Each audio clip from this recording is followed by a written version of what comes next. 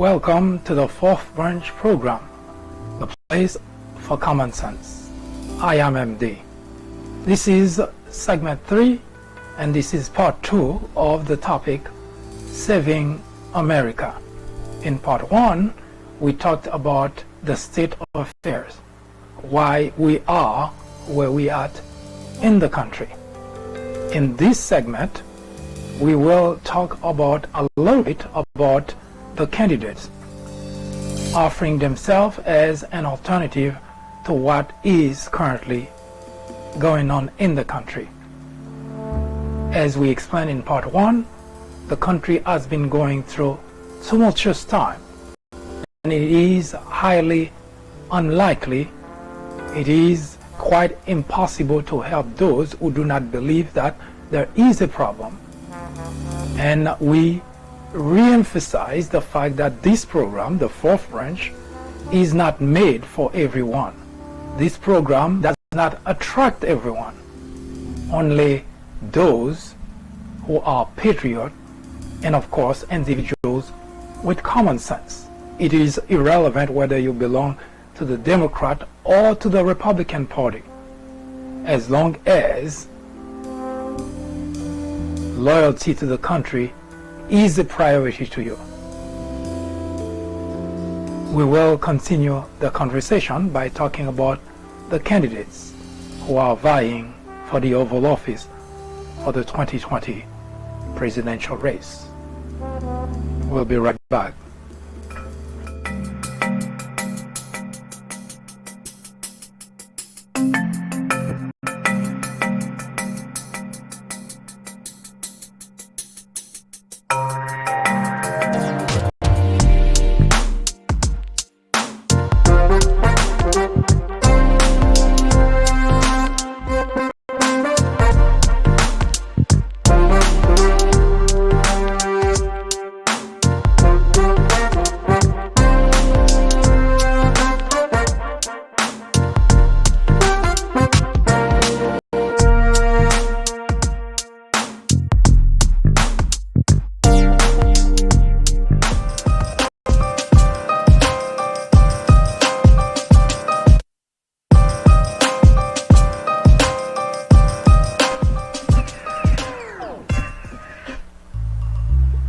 The current state of affairs in the country is nothing new.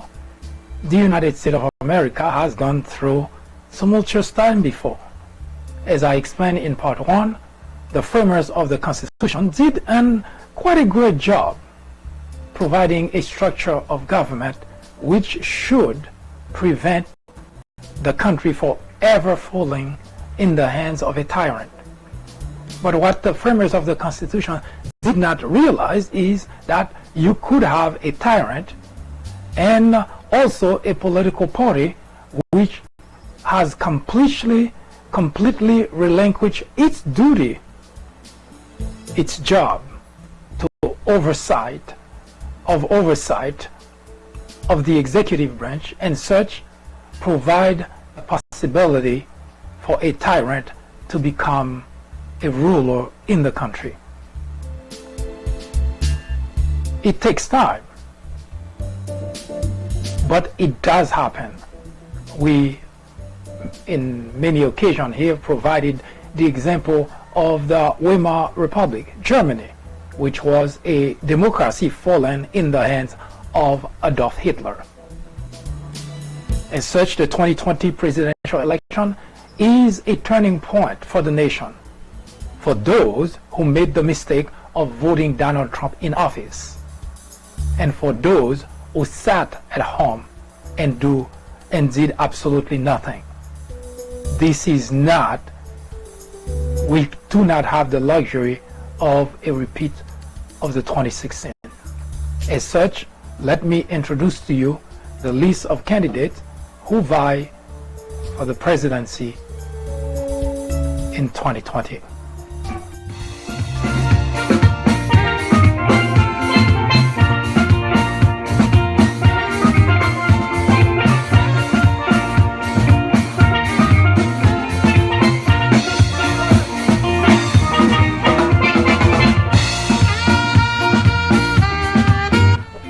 Each one of those candidates, of course, offers you options.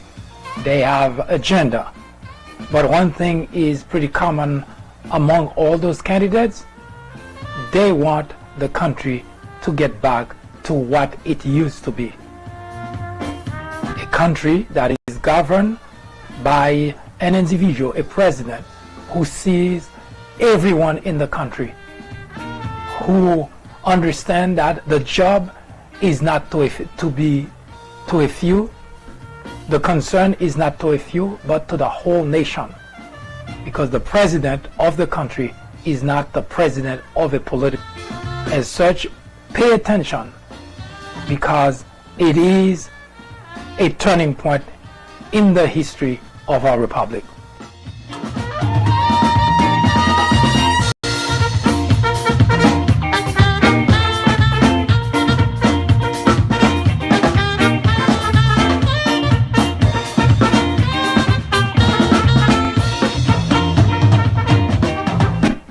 It is a reminder that on June 26, on June 27, there will be debates in Florida. The first Democratic debate, the first day for a group and the second for another group, because currently there are 23 Democrat candidates vying for the Oval Office. So these groups, it will be reported in two, so that you can see firsthand what each one of those candidates has to offer and make your decision a lot easier.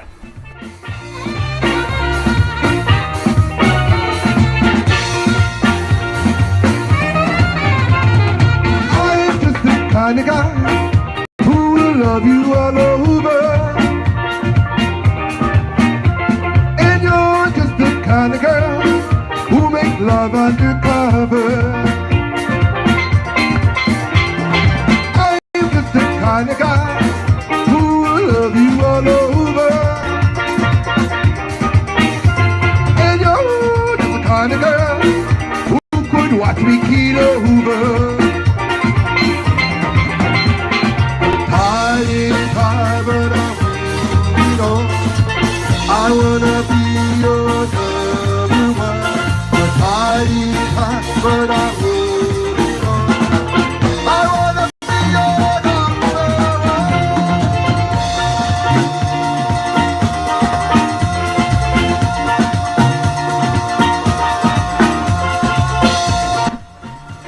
We'll be right back.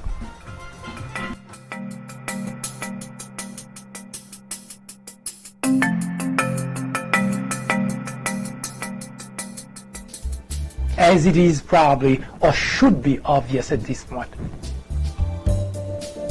the 2020 presidential election, we cannot just see it as just another presidential election, because the soul of the country is in the balance.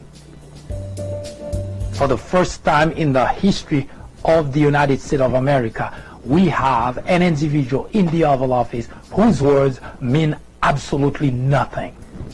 He lies about everything that he says, everything that he does. And he gets everyone around him to lie. Everyone who works for the Trump administration lies about everything. That is unprecedented. And Trump himself, he just cannot not lie. But that's not the biggest problem. Is the fact that all those individuals who supported him, who voted for him, continue to listen to an individual whose words are the words of the devil, literally speaking. Isn't the Bible telling us that the devil is a liar? I even wonder sometimes if the devil lies as much as Donald Trump does.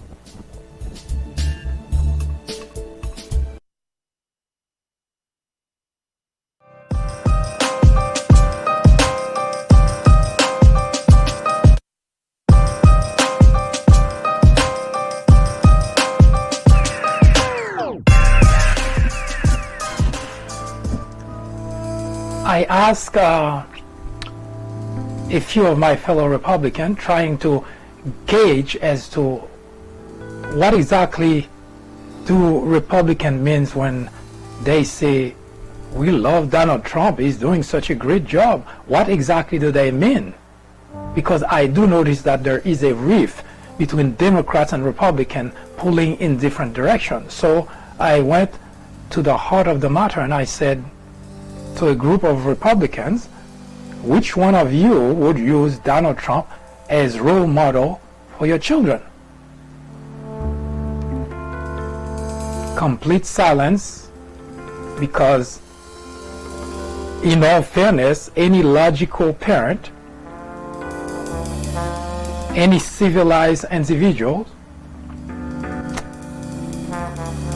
anyone with some degree of ethics, anyone with some level of morality would never point to Donald Trump as an example as to what you would want your child or your children to become. As such, the answer was pretty obvious: silence. And that's when I asked the question, then why would you want someone you cannot use as role model for your children? Why would you want that person in the Oval Office, the highest job in the land and quite possibly in the world? Why would you want that? As you can see, there is serious confusion in the Republican Party, because even the people that today are spinning information in the news media to make you feel that it's okay, they too have that very big difficulty. They cannot say with a straight face that they would use Donald Trump, the President of the United States, as a role model for their children. That actually should tell you as much as you need to know.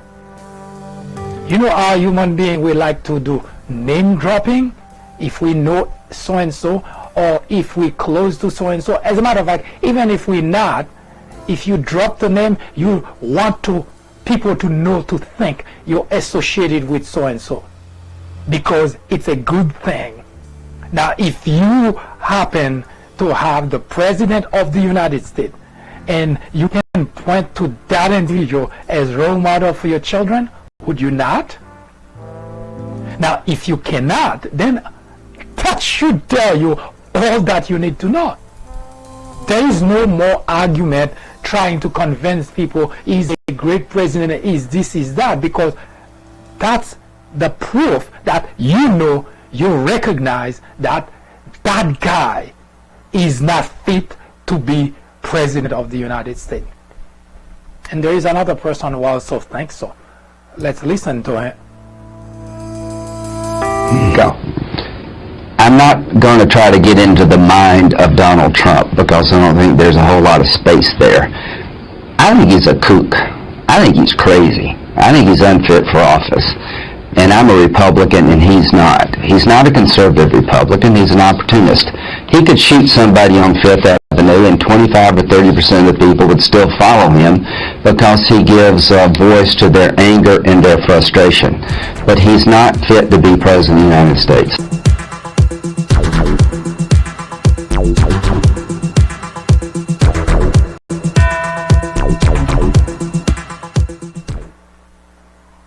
That was Lindsey Graham during the time that in the 2016 presidential election, that he still had some level of decency in his life. But he was speaking from the heart. Now, Lindsey Graham wasn't the only one who saw what was coming, because every time you have the difficulty, I'm not talking about you do not like an individual, the individual, because you just, for instance, Obama got his share of hatred in the country. But if you ask any of those individuals who hated Obama, what was the reason? A sizable number of those individuals just didn't like black people. That's all. A number of those who may not have any problem with race may have not liked him because of his policies. But there is not a single logical, ethical, moral individual who would have any problem pointing to Obama as an individual, as a role model for your children. Nobody would have that difficulty.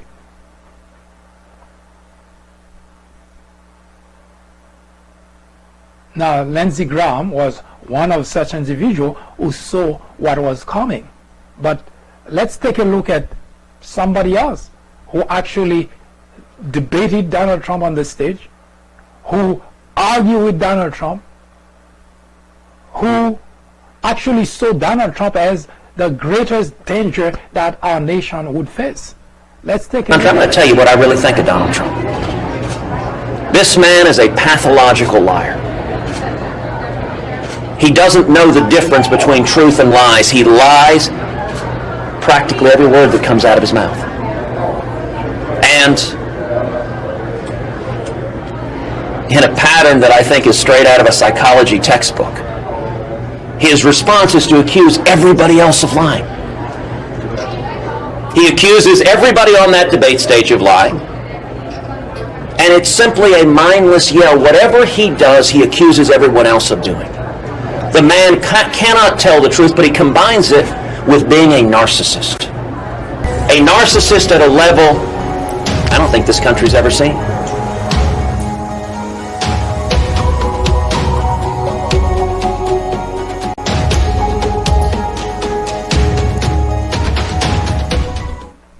Obviously, I'm too shy to say those kind of things, because if I were to say them, you would have called me a damn liberal, or libtards, as most Republicans try to refer to anyone who doesn't support their view, their screwed views of life, because they live in a different world. They don't live in reality. So if you do not come to that world that a Republican who actually completely blinded by whatever that they blinded with, if you do not share it, then you are a damn libtards.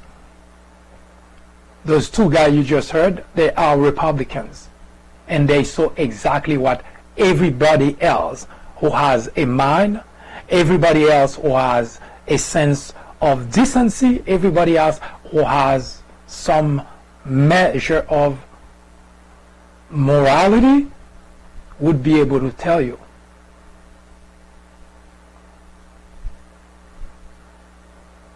Now,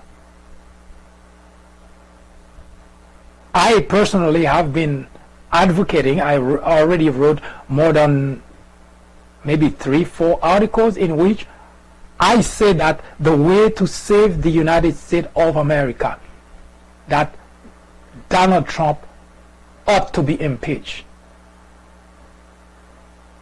One of my fellow Republicans asked me, what did he do? That gets me to pause and realize that, yes, the country has serious problem. Because the people in the country who are supposed to be knowledgeable of the way our government works, the minute you have a conversation, in fact, I can spare you the trouble of having to argue with anyone, because I use that approach. I can leave and argue, debate rather, an individual who has a different view. We can disagree. For instance, that's one of the most controversial issues, for instance, abortion. I am against abortion, but I also respect the fact that I cannot place myself in a position to make decision for an individual when the moment for that individual, a woman, to make the decision. And the reason is because we can sit in our law and pretend that this is the way to go, but decisions such as those are not decisions that anyone just wake up and say, oh, I'm going to have an abortion. Which means there are circumstances that would require or push an individual to do those kind of things. So I'm still against abortion, but I do not pretend to be so much against abortion that I could go to bomb a clinic or to kill a doctor.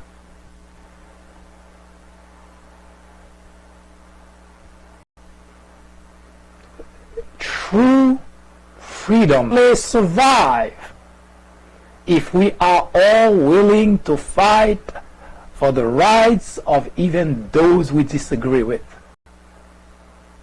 So when you think you're sitting in your law and you say, this is the way to go, I'm a Christian. Well, I sin Christian. I'm a Christian too, but I sin and I'm not impressed at all. I heard Jerry Falwell, and as a Christian, I would not even entertain the idea of debating the Bible with an individual who already has a view that's completely anti-biblical. And the Bible did mention to us to beware, to warn us against those who come in clothing of sheaths, but they are wolves. And that's usually what happens to individuals who do not make use of their brains and simply follow another individual that just tell them whatever come to his or her mind and think, oh, that person is a pastor, that person is successful, that person is this, that person is that. That person can bring you down to a place you don't want to go to. So I advocated for Donald Trump impeachment is because Donald Trump has dishonored, has debased the office of the presidency. And you don't need a crime. And I'm going to let you hear an individual who think the same way. You don't need a crime to impeach a president who has debased the office of the presidency, who has tainted the office of the presidency. And Donald Trump took an oath of office, and the oath is to uphold the Constitution of the United States, to honor the office that he holds. How many of you can say he has done that? And that's my argument with anyone coming at me and trying to tell me Donald Trump has done such a great job. How many of you can use Donald Trump as role model for your children? How many of you can say Donald Trump has honored the office of the presidency? That's what we are talking about. So you can come with all kind of rationale, but let's stick with the important part. How many of you would accept a president of the United States who has so many of the people around him collaborating with a foreign entity, with a foreign enemy, and still be okay with that? How many of you would be okay with it? Now let's see what Lindsey Graham said about impeaching a president. So the point I'm trying to make is you don't even have to be convicted of a crime to lose your job in this constitutional republic if this body determines that your conduct as a public official is clearly out of bounds in your role. Because impeachment is not about punishment. Impeachment is about cleansing the office. Impeachment is about restoring honor and integrity to the office. There you have it. Lindsey Graham telling you why. And he was making that case in 1998 when Republicans wanted to impeach Bill Clinton for far less than what we have been witnessing under the Trump administration. Bill Clinton has an affair with an intern. If you want to classify it, that was personal. Donald Trump has done everything that a president should not do. Divide the country. He only sees part of the country as necessary for his office. He collaborated with foreign entity. He actually did things that just mind-boggling to anyone who actually is a patriot. So yes, it is necessary to impeach Donald Trump if we want to save the republic.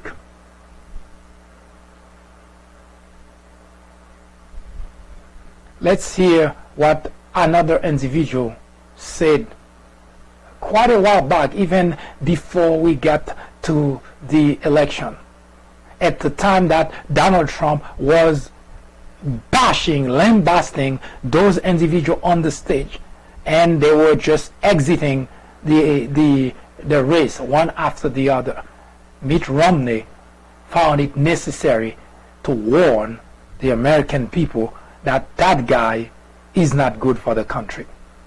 If we Republicans choose Donald Trump as our nominee, the prospects for a safe and prosperous future are greatly diminished. If Donald Trump's plans were ever implemented, the country would sink into prolonged recession. Isn't he a huge business success? Doesn't he know what he's talking about? No, he isn't. And no, he doesn't. A business genius, he is not. Mr. Trump's bombast is already alarming our allies. Let ISIS take out Assad, he said, and then we can pick up the remnants. This recklessness is recklessness in the extreme. Now, Donald Trump tells us that he is very, very smart. I'm afraid that when it comes to foreign policy, he is very, very not smart. Donald Trump lacks the temperament to be president. After all, this is an individual who mocked a disabled reporter. Donald Trump says he admires Vladimir Putin. At the same time, he's called George W. Bush a liar. That is a twisted example of evil trumping good. There's a dark irony in his boasts of his sexual exploits during the Vietnam War, while at the same time, John McCain, whom he has mocked, was imprisoned and tortured. Dishonesty is Donald Trump's hallmark. His imagination must not be married to real power. Think of Donald Trump's personal qualities: the bullying, the greed, the showing off, the misogyny, the absurd third-grade theatrics. Now, Mr. Trump relishes any poll that reflects what he thinks of himself. But polls are also saying that he will lose to Hillary Clinton. Of course, a Trump nomination enables her victory. There's plenty of evidence that Mr. Trump is a con man, a fake. Mr. Trump has changed his positions not just over the years, but over the course of the campaign, and on the Ku Klux Klan daily for 3 days in a row. I predict that there are more bombshells in his tax returns. I predict that he told the New York Times that his immigration talk is just that, talk. He has too much to hide. Mr. Trump is directing our anger for less than noble purposes. He creates scapegoats of Muslims and Mexican immigrants. This is the very brand of anger that has led other nations into the abyss. Donald Trump is a phony, a fraud. His promises are as worthless as a degree from Trump University. This is a time for choosing. He has neither the temperament nor the judgment to be president. His personal qualities would mean that America would cease to be a shining city on a hill. Now, before I say what I have in mind, let me let you listen to a last individual who was also on the stage with Donald Trump and who feel that it was necessary to say something about Donald Trump at that time. We are not going to turn over the conservative movement to a con artist who is telling people one thing but has spent 40 years sticking it to working Americans and now claims to be their champion. We are not going to turn over the conservative movement to a con artist who is telling people one thing but has spent 40 years sticking it to working Americans and now claims to be their champion. What if hip-hop never existed? Do you think there'd be as many heads screaming out, stop snitching? What if Adam and Eve ain't eat the fruit? You think we'd be able to see the truth?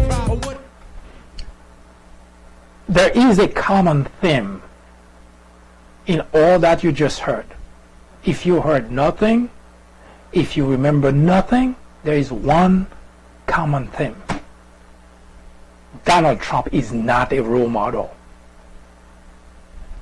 No one in his or her right mind would use Donald Trump as a model for his or her children,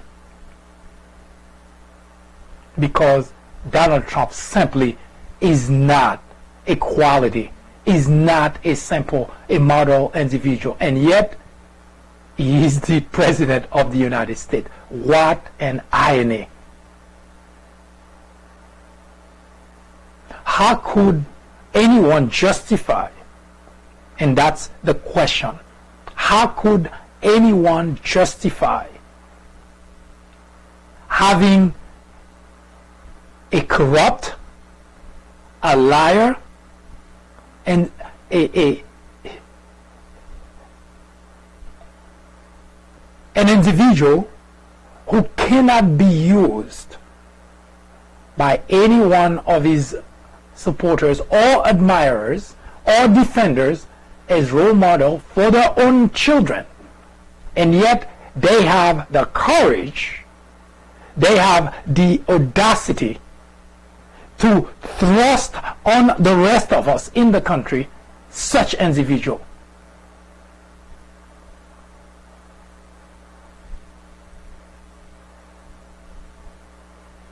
John Kerry, I remember in Germany, once said that in America, I'm paraphrasing here, in America, everyone has the right to be stupid. True. But when somebody's stupidity impacts our life in great ways, it is time that the rest of us steps in to put an end to it. I said in 2016, the decision to elect a president was one of the simplest decisions to be made, because there's no comparison whatsoever between an accomplished woman, Hillary Clinton, who has credentials that really Donald Trump can only dream of, and a crook, a scoundrel, someone who scheme and defraud people, other businesses, someone who bully people, a vulgar man. There was no comparison whatsoever. And yet, millions of people went to the poll and say, this is the guy we want. What does that say about the United States of America? You may be okay with it, but having Donald Trump as president of the United States? Really? I wonder which one of any one of those individuals who support Donald Trump can actually go outside the United States and boast about the president. How many? You have an individual who doesn't just lie, but he gets everyone around him to lie. Everyone around him. It's mind-boggling that you have people who do not have any qualm. You have Sarah Sanders who never step into the podium. Why do you think they're not doing any daily press conference? Every time she steps into the podium, all she does is lie to the American people. And we're not talking about just occasionally. Every time she opens her mouth, that's all she knows how to do. She lies for herself and she lies for her boss. That is unprecedented in the history of this republic. No, that is not normal. In the 2020 presidential election, for those of you who stay at home and let that happen to the country, this is your warning that it is no longer acceptable to stay at home. That's not a form of protest. Not voting is not a form of protest. It's a form of surrender, and here's the result. I'm certain you wouldn't want Donald Trump to be president. Well, did your protests realize what you had in mind? Of course not. Not voting is not a form of protest. When you don't vote, all you need is surrender. In 2020, it is your chance to help redeem the country from where it has fallen, and that is very, very, very low.